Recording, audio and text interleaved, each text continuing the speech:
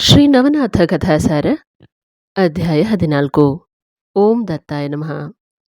ಗೋರಕ್ಷ ಹಾಗೂ ಮಚ್ಛೇಂದ್ರನ ಭೇಟಿ, ಅವರಿರುವರು ಕೌಂಡಿಣ್ಯಪುರದತ್ತ ಪಯಣ, ಶಶಾಂಗರನಿಂದ ಕೃಷ್ಣಾಗರನನ್ನು ಪಡೆದುಕೊಂಡು ಅವನನ್ನು ಬದರಿಕಾಶ್ರಮದಲ್ಲಿ ತಪಸ್ಸಿಗೆ ಹಚ್ಚಿದ್ದು, ನಂತರ ಗೋರಕ್ಷ ಹಾಗೂ ಮಚ್ಛೇಂದ್ರನಿರುವರು ಗಿರಿನಾರದತ್ತ ಪಯಣ ಬೆಳೆಸಿದ್ದು. ಹಿಂದಿನ ಅಧ್ಯಾಯದಲ್ಲಿ ಹೇಳಿದಂತೆ ಗೋರಕ್ಷಕನು ಭರ್ತೃಹರಿಯನ್ನು ಕರೆದುಕೊಂಡು ಗಿರಿನಾರಕ್ಕೆ ಹೋಗಿ ಅಲ್ಲಿ ಭರ್ತೃಹರಿಯನ್ನು ಅತ್ರಿನಂದನನಿಗೆ ಒಪ್ಪಿಸುವನು.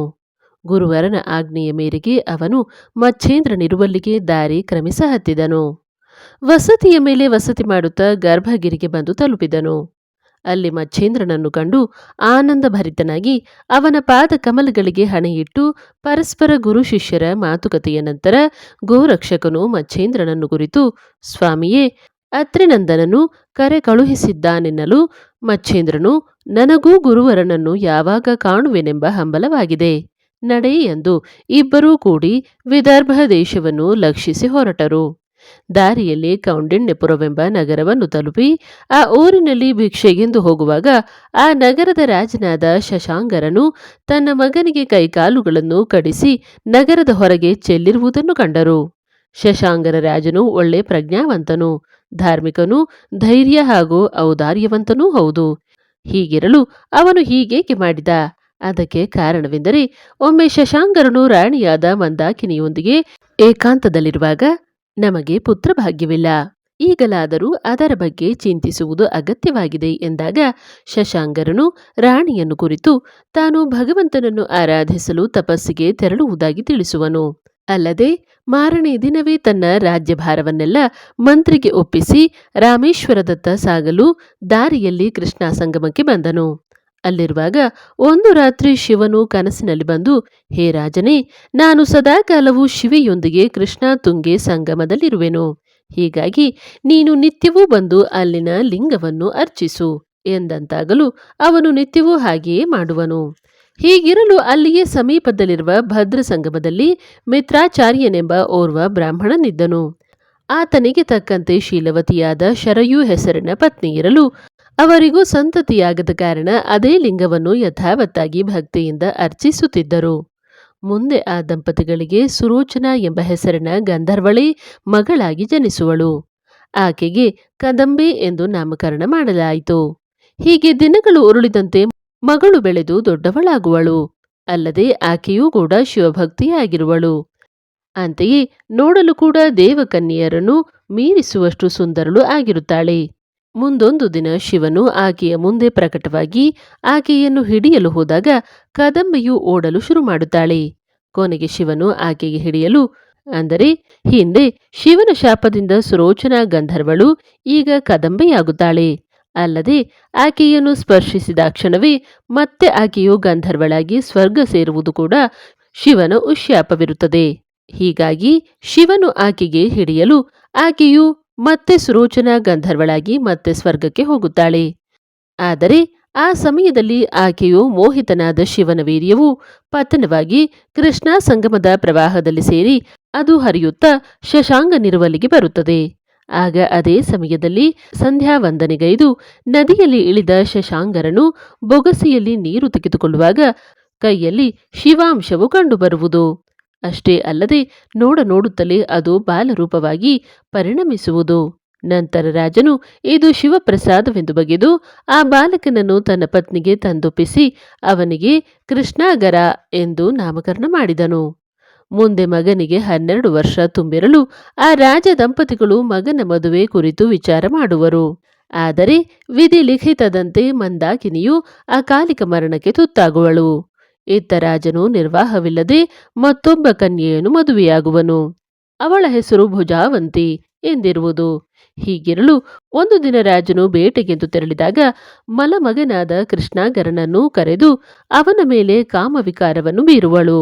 ಆದರೆ ವರಪುತ್ರನಾದ ಕೃಷ್ಣಾಗರನು ಆಕೆಯ ದುರ್ಬುದ್ಧಿಯನ್ನು ನಿರ್ಲಕ್ಷಿಸಿ ಶಿವನನ್ನು ಪ್ರಾರ್ಥಿಸುತ್ತಾ ಅಲ್ಲಿಂದ ಓಡಿ ಹೋಗಿ ಶಿವಲಿಂಗವನ್ನು ಅಪ್ಪಿಕೊಂಡು, ನನ್ನ ಚಿಕ್ಕಮ್ಮನ ದುರ್ಬುದ್ಧಿಯನ್ನು ದೂರಗೊಳಿಸು ಎಂದು ಬೇಡಿಕೊಳ್ಳುವನು. ಇತ್ತ ರಾಜನು ಅರಮನೆಗೆ ಬರುವುದರಲ್ಲಿ ಭುಜಾವಂತಿಯು ಕೃಷ್ಣಾಗರನ ವಿರುದ್ಧ ಒಂದು ತಂತ್ರವನ್ನು ಹೂಡುತ್ತಾಳೆ. ಅಷ್ಟರಲ್ಲಿ ರಾಜನು ಅರಮನೆಯನ್ನು ಪ್ರವೇಶಿಸುವನು. ಅಲ್ಲದೆ ಪಾಕಶಾಲೆಗೆ ಹೋಗಿ ಊಟ ಮುಗಿಸಿಕೊಂಡು ಶಯನಗೃಹವನ್ನು ಪ್ರವೇಶಿಸಲು ಆಕೆಯು ಬಹು ದುಃಖದಲ್ಲಿರುವಂತೆ ನಟಿಸುವಳು. ಆಗ ರಾಜನು ಆಕೆಯ ದುಃಖವನ್ನು ಕೇಳಲು ಆಕೆಯು, ಹೇ ಪ್ರಿಯನೇ, ನಿಮ್ಮ ಮಗನಾದ ಕೃಷ್ಣಾಗರನು ನನ್ನ ಮೇಲೆ ಕಾಮದಾಹವನ್ನು ಬೀರಿದನು. ನಾನು ಅವನಿಂದ ಹೇಗೋ ತಪ್ಪಿಸಿಕೊಂಡು ನಿಮಗಾಗಿ ದಾರಿ ಕಾಯುತ್ತಿರುವೆನೆಂದು ನಟನೆ ಮಾಡಿದಾಗ ಸತ್ಯವನ್ನರಿಯದ ರಾಜನು ತಕ್ಷಣವೇ 4 ದೂತರನ್ನು ಕರೆಯಿಸಿ ಕೃಷ್ಣಾಗರನ ಕೈಕಾಲು ಕತ್ತರಿಸಿ ಊರ ಹೊರಗೆ ಎಸೆಯಿರಿ ಎಂದು ಕಠೋರವಾದ ಆಜ್ಞೆಯನ್ನು ಮಾಡುವನು.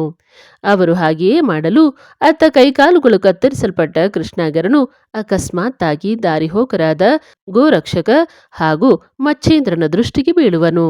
ಹೀಗೆ ಕೈಕಾಲುಗಳು ಕತ್ತರಿಸಲ್ಪಟ್ಟವನಾಗಿ ಬಿದ್ದಿದ್ದ ಕೃಷ್ಣಾಗರನನ್ನು ನೋಡಿದ ಗೋರಕ್ಷಕನು ಮಚ್ಚೇಂದ್ರನಿಗೆ ತೋರಿಸಿದಾಗ ಮಚ್ಚೇಂದ್ರನು ಕಳವಳಪಟ್ಟವನಾಗಿ ತನ್ನ ಜ್ಞಾನ ದೃಷ್ಟಿಯಿಂದ ನೋಡಿ ಆತನ ವೃತ್ತಾಂತವನ್ನು ಅರಿತವನಾದನು. ನಂತರ ಅವನಿಗೆ ಕೋಪ ಉಂಟಾಗಿ ಕೃಷ್ಣಾಗರನನ್ನು ಉದ್ಧರಿಸಬೇಕೆಂದು ಆಲೋಚಿಸಿ ಗೋರಕ್ಷಕನೊಂದಿಗೆ ಸರಸರನೆ ಹೋಗಿ ರಾಜನ ಅರಮನೆ ಹೊಕ್ಕರು. ಅತ್ತ ಶಶಾಂಗರ ರಾಜನು ಇವರಿಗೆ ಆನಂದದಿಂದ ಸತ್ಕರಿಸಿ ಉಚಿತಾಸನದಲ್ಲಿ ಕೂರಿಸಿ ಅವರ ಪಾದಕ್ಕೆರಗಿ, ಮಹಾತ್ಮರೇ, ನನ್ನಿಂದೇನಾದರೂ ಸೇವೆಯಾಗಬೇಕೇ ಎಂದು ಕೇಳುವನು. ಆಗ ಅವರು, ರಾಜನೇ, ನಿನ್ನ ಕೌಂಡಿಣ್ಯಪುರ ನಗರದ ಹೊರಗೆ ಓರ್ವ ಬಾಲಕನೊಬ್ಬನು ಕೈಕಾಲುಗಳನ್ನು ಕತ್ತರಿಸಲ್ಪಟ್ಟು ಬಿದ್ದುದನ್ನು ನೋಡಿದೆವು. ಅವನನ್ನು ನಮಗೆ ಒಪ್ಪಿಸು, ಇಷ್ಟೇ ನಮ್ಮ ಇಚ್ಛೆಯಾಗಿದೆ ಎಂದು ಕೇಳುವರು. ಅದಕ್ಕೆ ರಾಜನು, ಮಹಾತ್ಮರೇ, ಅಂಥವನನ್ನು ಪಡೆದು ತಾವೇನು ಮಾಡುವಿರಿ ಎಂದು ಕೇಳಲು ಅವರು ಮೊದಲೇ ಕೋಪಗೊಂಡವರಾಗಿದ್ದರಿಂದ, ಮೊದಲು ನಮಗೆ ಆ ಬಾಲಕನನ್ನು ಒಪ್ಪಿಸುವೆಯೋ ಇಲ್ಲವೋ ಅಷ್ಟೇ ಹೇಳು ಎಂದು ಗಡುಸಾಗಿಯೇ ನುಡಿಯುವರು. ಅದಕ್ಕೆ ರಾಜನು, ತಮಗೆ ಇಷ್ಟವಾದರೆ ಕರೆದುಕೊಂಡು ಹೋಗಬಹುದು ಎಂದು ಹೇಳಲು ಮತ್ತೆ ಮರು ಮಾತಾಡದೆ ಅವರು ಅಲ್ಲಿಂದ ಎದ್ದು ನೇರವಾಗಿ ಕೃಷ್ಣಾಗರನಿರುವಲ್ಲಿಗೆ ಬರುವರು. ಅಲ್ಲದೆ ಶಿವನ ವೀರ್ಯದಿಂದ ಜನಿಸಿದ ಕೃಷ್ಣಾಗರನಿಗೆ ಚೌರಂಗಿ ಎಂಬ ನಾಮದಿಂದ ಹೆಸರಿಸಲ್ಪಟ್ಟು ಅವನಿಗೆ ತಪಸ್ಸಿಗಾಗಿ ಕೂರಿಸಲು ಆಲೋಚಿಸಿ ಅವನನ್ನು ಹೊತ್ತುಕೊಂಡು ದಾರಿ ಕ್ರಮಿಸಹತ್ತಿದರು. ಚೌರಂಗಿಯನ್ನು ಹೊತ್ತುಕೊಂಡು ಗೋರಕ್ಷಕನು ಮಚ್ಚೇಂದ್ರನನ್ನು ಹಿಂಬಾಲಿಸಿದನು. ಮುಂದೆ ಅವರಿರುವರು ವಸತಿಯ ಮೇಲೆ ವಸತಿಯನ್ನು ಮಾಡುತ್ತಾ ಬದರಿಕಾಶ್ರಮಕ್ಕೆ ಬಂದಿಳಿದರು. ಆ ಅರಣ್ಯದಲ್ಲಿ ಸಂಚರಿಸುತ್ತಿರುವಾಗ ಗವಿಯೊಂದು ಅವರ ಕಣ್ಣಿಗೆ ಬೀಳುವುದು. ಅಲ್ಲಿಯೇ ಸ್ವಲ್ಪ ಹೊತ್ತು ವಿಶ್ರಾಂತಿಯನ್ನು ಪಡೆದ ನಂತರ ಮಚ್ಚೇಂದ್ರನು ಗೋರಕ್ಷಕನನ್ನು ಕುರಿತು, ಗೋರಕ್ಷ, ಚೌರಂಗಿಯನ್ನು ಇಲ್ಲಿಯೇ ತಪಸ್ಸಿಗಾಗಿ ಕೂರಿಸು ಎಂದು ಹೇಳುವನು. ಅದಕ್ಕೆ ಗೋರಕ್ಷಕನು ಹಾಗೆಯೇ ಆಗಲಿ ಎಂದು ನುಡಿಯುತ್ತಾ ಅವರಿರುವರು ಚೌರಂಗಿಯನ್ನು ಹೊತ್ತುಕೊಂಡು ಅಲ್ಲಿರುವ ಶಿವಾಲಯವನ್ನು ಹೊಕ್ಕು ಶಿವಲಿಂಗದ ದರ್ಶನದ ನಂತರ ಮತ್ತೆ ಅದೇ ಗವಿಗೆ ಬರುವರು. ಗೋರಕ್ಷಕನು ಚೌರಂಗಿಗೆ ಆ ಗವಿಯಲ್ಲಿ ತಪಸ್ಸಿಗೆ ಕೂರಿಸಿ, ಹೇ ಬಾಲಕನೇ, ನೀನು ದಿನವೂ ಗುರುನಾಮವನ್ನು ಜಪಿಸುತ್ತಿರಬೇಕು. ಅಲ್ಲದೆ ನಿನ್ನ ದೃಷ್ಟಿಯು ನೆಟ್ಟಗೆ ಈ ಕಲ್ಲು ಬಂಡೆಯ ಕಡೆಗಿರಲಿ ಎಂದು ಹೇಳಿ ಅವನ ಕಿವಿಯಲ್ಲಿ ಗುರುಮಂತ್ರವನ್ನು ಹೇಳಿದನು. ನಂತರ ಅವನ ಉದರ ಪೋಷಣೆಗಾಗಿ ಒಂದು ಫಲವನ್ನು ತಂದಿರಿಸಿ ಅವನಿಗೆ ಹಸಿವಾದಾಗ ಭಕ್ಷಣೆಗಾಗಿ ಹೇಳಿದನು. ನಂತರ ಚಾಮುಂಡಿಯನ್ನು ಜಪಿಸಲು ಆಕೆಯು ಗೋರಕ್ಷಕನ ಮುಂದೆ ಪ್ರತ್ಯಕ್ಷಳಾಗುವಳು.